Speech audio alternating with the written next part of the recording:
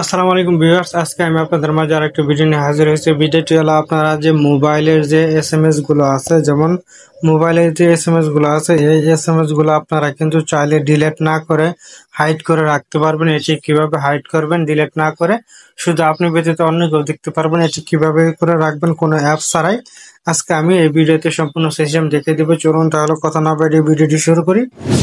প্রথমে আপনারা আপনাদের ফোন থেকে এসএমএস অপশনে চলে যাবেন। যে এসএমএস নামে যে অ্যাপটি আছে, ডিফল্ট অ্যাপটি আছে, সেই অ্যাপটিতে চলে যাবেন। চলে যাওয়ার পর এখান থেকে যে আপনারা দেখতে পাচ্ছেন, এখান থেকে অনেকগুলো কিন্তু মেসেজ আমার এখানে শো করছে।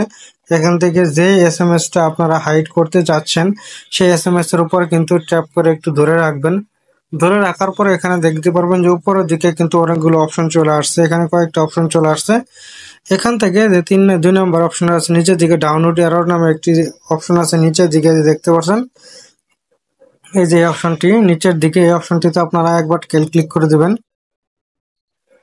এই অপশনটিতে ক্লিক করে দেওয়ার সাথে সাথে কিন্তু এটি কিন্তু এখান থেকে হাইড হয়ে যাবে। এটি কিন্তু ডিলিট হয়নি। পুনরায় আপনি এই এসএমএসটি দেখতে পারবেন। এটি কিভাবে দেখবেন, প্রথমে আপনারা এখান থেকে সম্পূর্ণ কেটে দেওয়ার পর আবার মেসেজ অপশনে চলে আসবেন।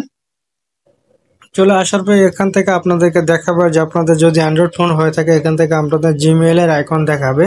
সেই জিমেইলের আইকনের উপর আপনারা ক্লিক করে দেবেন।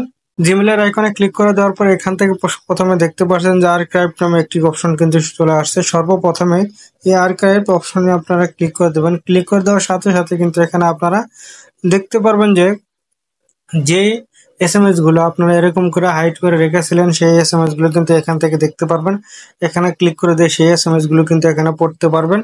এখান থেকে পড়ার পরে যদি আপনারা এখান থেকে এইগুলোকে হিডেন অবস্থা থেকে শো করাতে চান, তাহলে এখানে ক্লিক করে ধরে রাখবেন। ধরে রাখার পর এখানে কিন্তু এই অপশনটি কিন্তু চলে আসছে। যে দেখেন, এই অপশনটিতে ক্লিক করে দেওয়ার সাথে সাথে কিন্তু এটি কিন্তু আবার পুনরায় সে আগের অবস্থায় ফিরে যাবে। এই দেখতে পাচ্ছেন, এটি কিন্তু আমার আগের এখানে কিন্তু চলে আসছে। এভাবে কিন্তু আপনারা মেসেজ ডিলিট না করে হাইড করে রাখতে পারবেন আপনাদের মোবাইলে কোনো অ্যাপ ছাড়াই। সকলকে ধন্যবাদ ভিডিওটি দেখার জন্য। ভিডিওটি দেখে যদি নতুন কিছু শিখতে পারেন, তাহলে আমার চ্যানেলটি সাবস্ক্রাইব করে পাশে থাকবেন।